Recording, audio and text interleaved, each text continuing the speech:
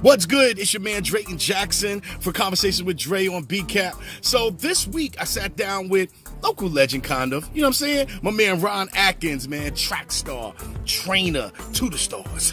You know, the man do everything. And we really chopped it up. We talked about the past of Bremerton, the future of Bremerton, and everything that's missing and in between Bremerton. So we really got into a great conversation about it and just getting his viewpoint on the things that's going on, not just here, but also in the Washington State area. And then we hopped over to the Blackberry Festival.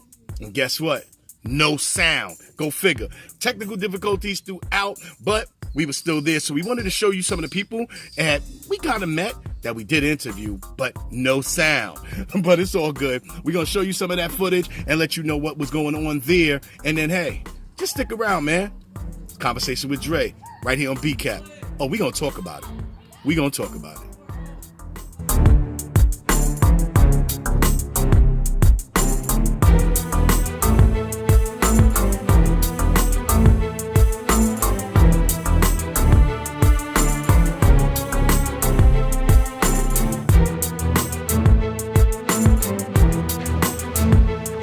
Jackson's Conversation with Dre right here on BCAP. So there's people that I keep telling you that I'm going to keep bringing to you that I think you should definitely know. And if you didn't know, I'm trying to figure out why you didn't know, but that's why the show is here anyway. So we're going to have a good conversation. My man Ron Atkins, Bremerton's own track star, coach, record holder, father, student. I can go down the line. Yeah, pretty much. I do a lot. So we're going to talk to Ron Atkins right here on Conversations with Dre. So thanks for having me. Yo, I mean, it's been, I'll say it this way, a long time coming. Because you and I have had some great conversations over the past 3 to 4 years. And they've been really deep. And I know when I started the show, first thing I said is that, wow, I really want to get it in depth. Conversation, you know what I'm saying? Right. So I want to start with this, because I get this question every time I come here. What brought you here? You know, are you in the military? So I want to, let's go to you. What brought you to Bremerton? Was you born here? Give me your family background. So, no, I wasn't born here. We'll put that one right off the bat. Like most, they're imported, military. Right.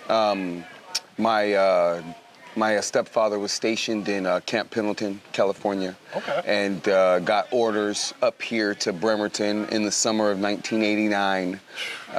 We flew up here. I think I was here 2 days and was like, I'm out. Flew back to New York immediately.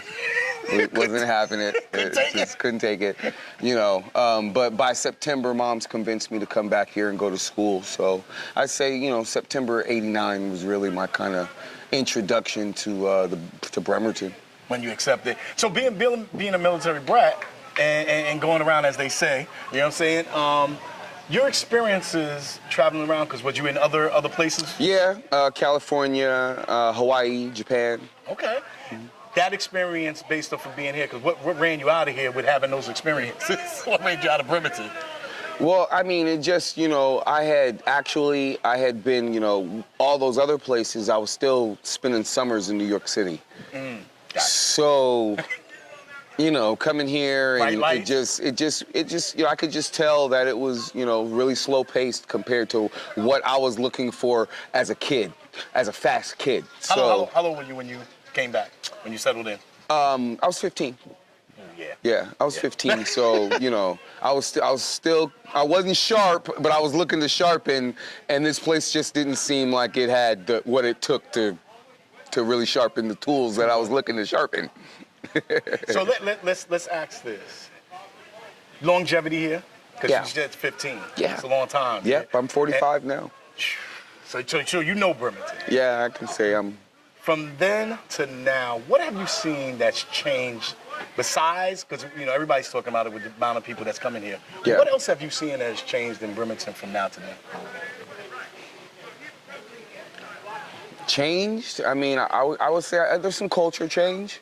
You know, I will say that, you know, because of some things that went on in Bremerton in '90, there's been in the 90s, late 80s and 90s, there's a real cultural development, you know, good or bad. So that, you know, that I can say has happened. Explain those things in Well, I mean, you know, Bremerton went through a real small town, but inner city going on thing. I mean, a lot of, some gang violence, some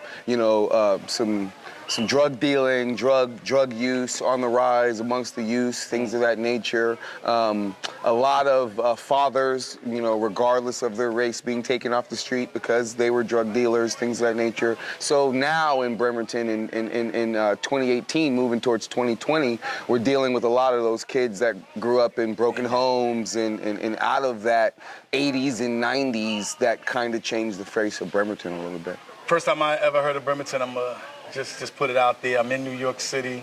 Sir Mix-a-Lot comes on. I'm listening to the whole album, which was an interesting album to me at the time. And he says Brimmerhose. Right. And I'm like, Brimmerlows. Brimmerlows. That's what it was. Brimmerlows. And Yeah. I'm like, how's a Brimmerlows? And I mean, back then we didn't really have the internet to show. Right. So I had to really go. And I looked at where he's at. And then one time he had talked about it. He said it was a part of Bremerton, part of Washington State that my grandmother had lived and people that I knew lived over there. But it's bad. Do you think that was a reflection, what you just said, with drug use and everything like that? Was that a true reflection at that time? No, I don't. I think it was a part of the image that got cast. There's a lot of beautiful people here in Bremerton. There's a lot of beautiful things that go on, but when you just hear about it, it seems like it's, like you said, it's full of brimelows and dead ends and nowhere to go, and that's not really true. So I feel it was more of the picture that was casted that started to get painted, and then just Bremerton just kind of, because it was the type of recognition no one wants, but it was recognition.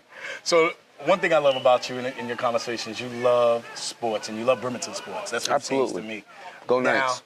Now, I'm gonna say this. 45. You said it. Yeah. Tom Brady-ish. You'll say it with. I mean, talk about some of the things that you have done now that you're older in sports, because you run track and field. Yes, You've been doing it for how long? So, a lot of people think I was a state champion here at Bremerton High School in 1992. A lot of people think that I continued track and field from that point. I didn't. My last race in high school was my last race until I was almost 37 years old. I pursued other things. I did other things. I wish I had the guidance at Bremerton that would have led me down the track path, but I didn't.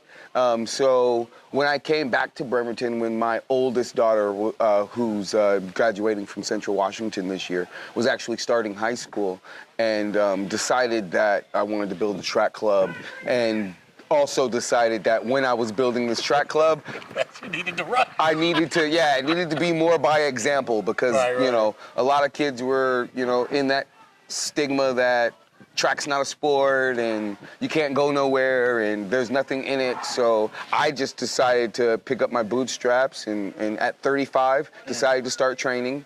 At 40, started participating on the local Masters circuit.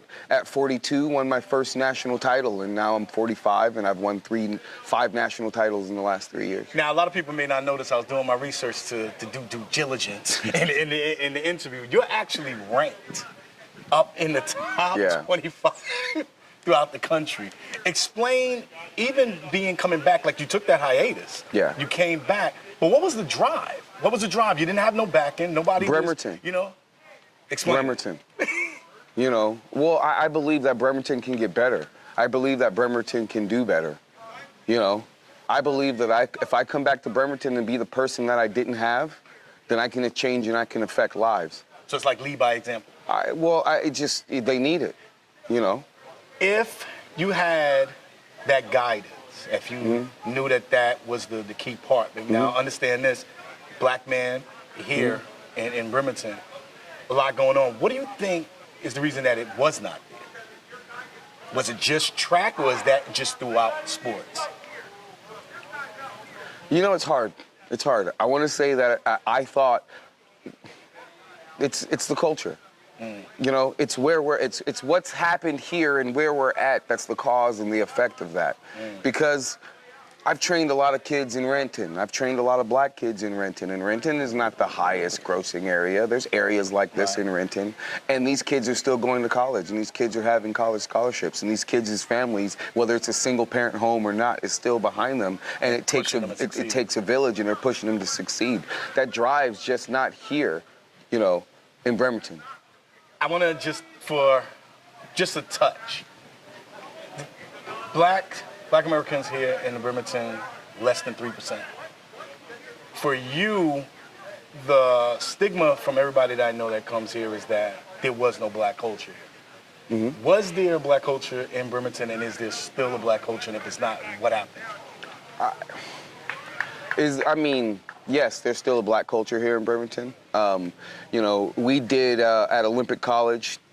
Was that 2 years ago when we did the Black History Month celebration, the Hidden Histories? Right. You know, there's a lot of school land, a lot of public school land was black owned that these schools are built on in the community that everyone is on, and it's one of the busiest streets in Bremerton, trying to get in and out of Bremerton, and it's named, Loxley Egan's is a black man, and so how are these landmarks and these streets named after black, you know, men and women, and there's no culture in Bremerton? That just doesn't make sense. It's here, it's just been hidden down. So if you had, right now there's a lot with you with understanding that history of Bremerton that's there. We talked about Sir Mix-a-Lot a little bit, and you know, Brimolo, right? What he had talked about that.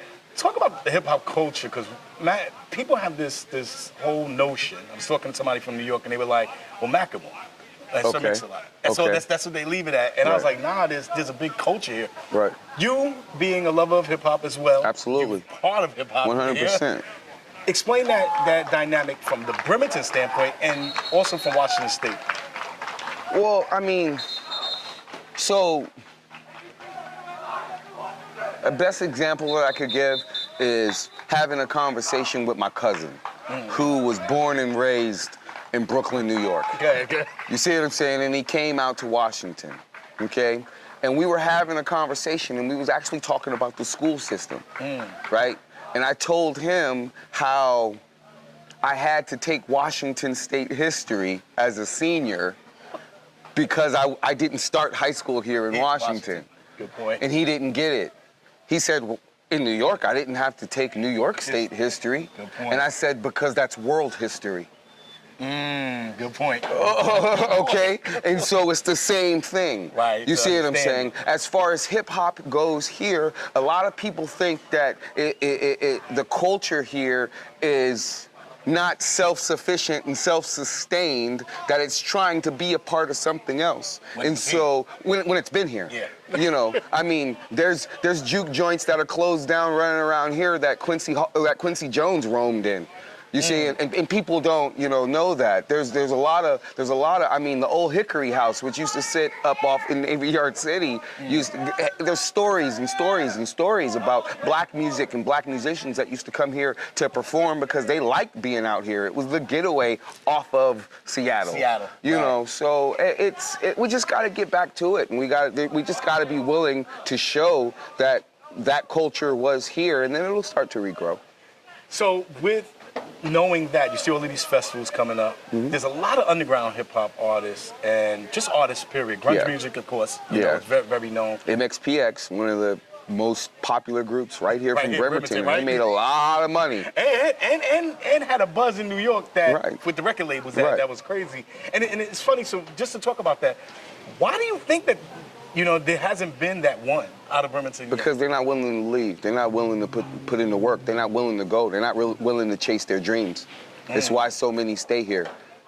And he is not giving them the support that's needed. Well, I'm just saying, who's gonna push them out? What label is here? What major is subsidiary that's got a little office in Bremerton that's pushing town? None, nowhere.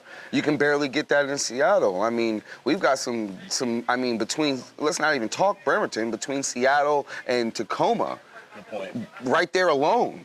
Not enough for the record label side. You see what I'm saying? So I know some heaters. I can start telling you rappers that are heaters out here in Bremerton, but the problem is that's their issue. Yeah. They're here in Bremerton.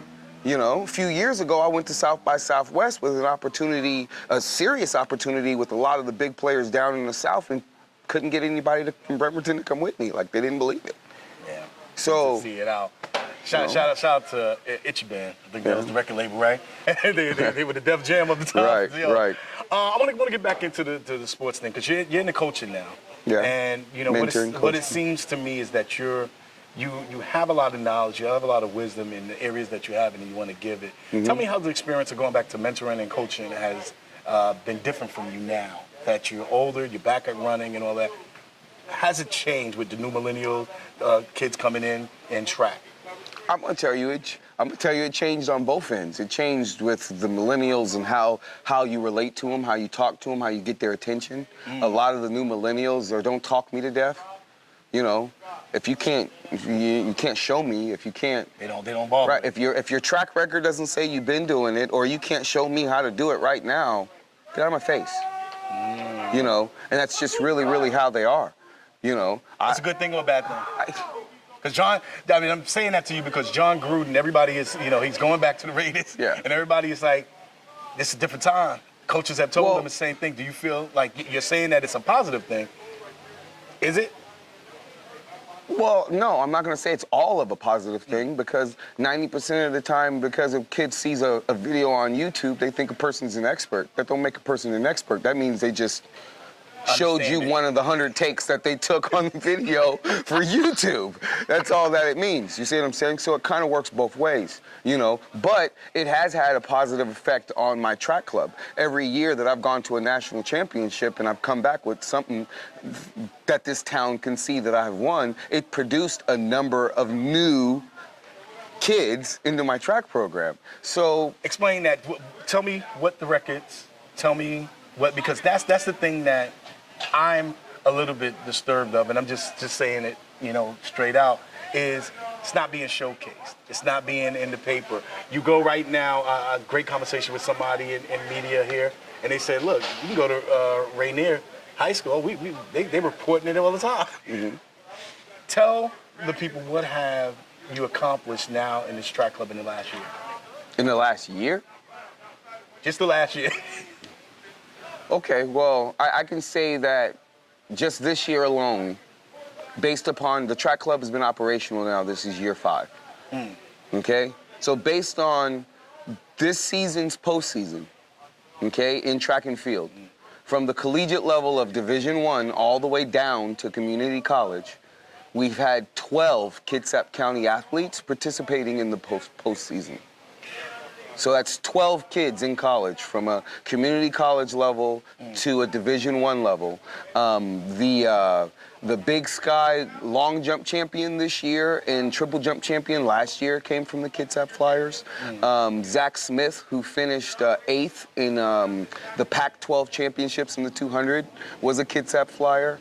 I mean, I can continue, and it's not that everybody accomplished anything. I'm just, to me, the kid that was a Kitsap Flyer and that's graduating college this year but never participated in a higher level of track is just as important as our conference champions.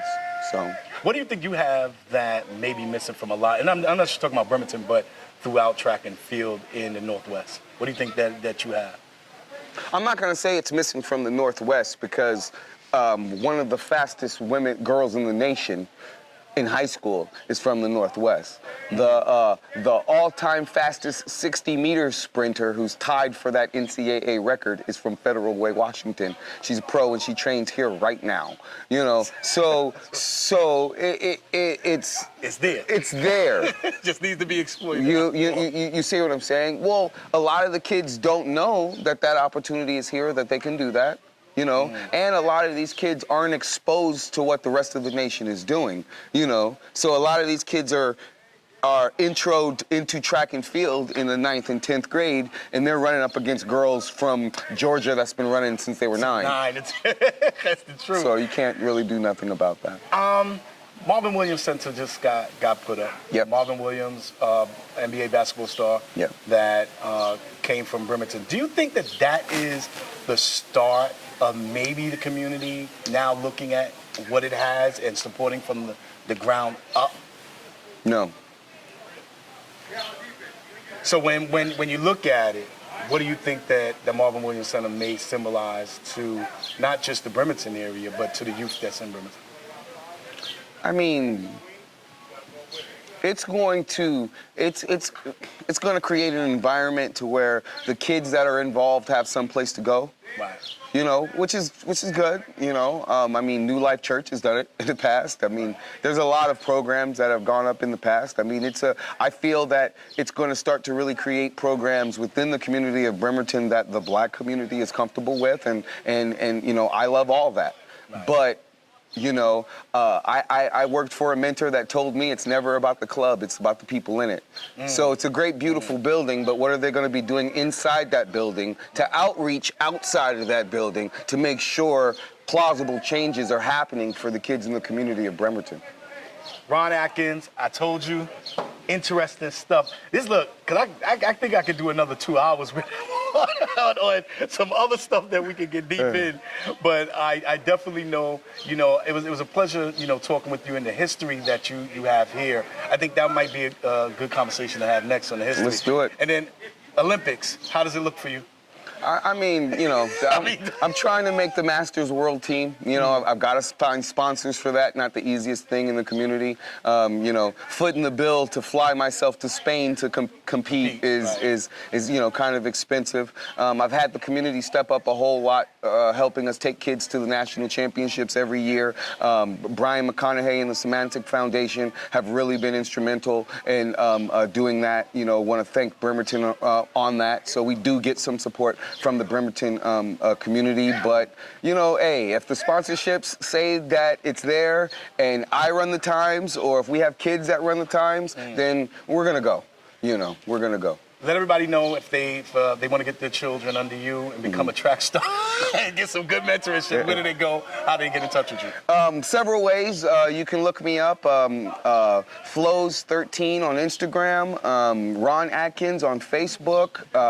You can also look up www.kitsatflyers.com. So you can send me an email there at Coach Ron.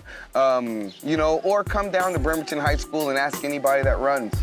They'll tell you how to get a hold of me, or you can catch me down at the track. That's for real, too. Look, even over in Seattle, that's for real. Yo, it's a pleasure, for real. Thank you. Conversations with Dre, B-Cap, Bremerton, I told you, have some more stuff for you. Stay tuned. Go Knights.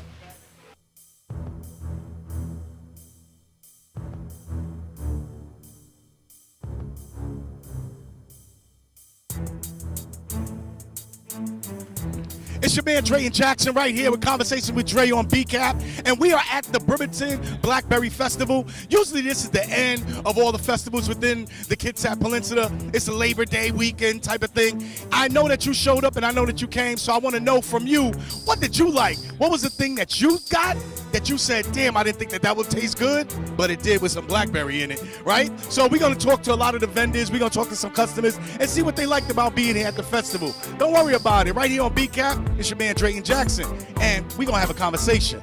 Gotcha. All right. That's a wrap.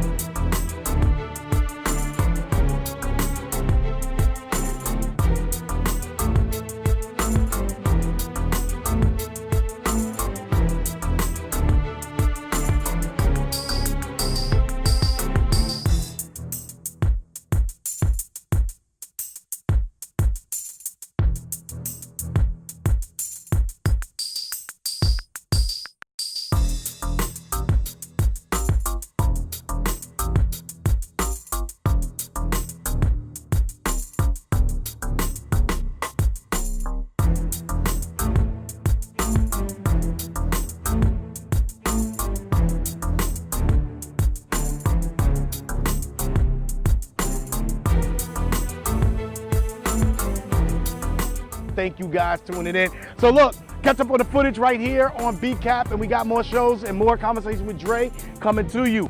But look, I'm out, man. You know, till next time, we're gonna have a good conversation. Peace.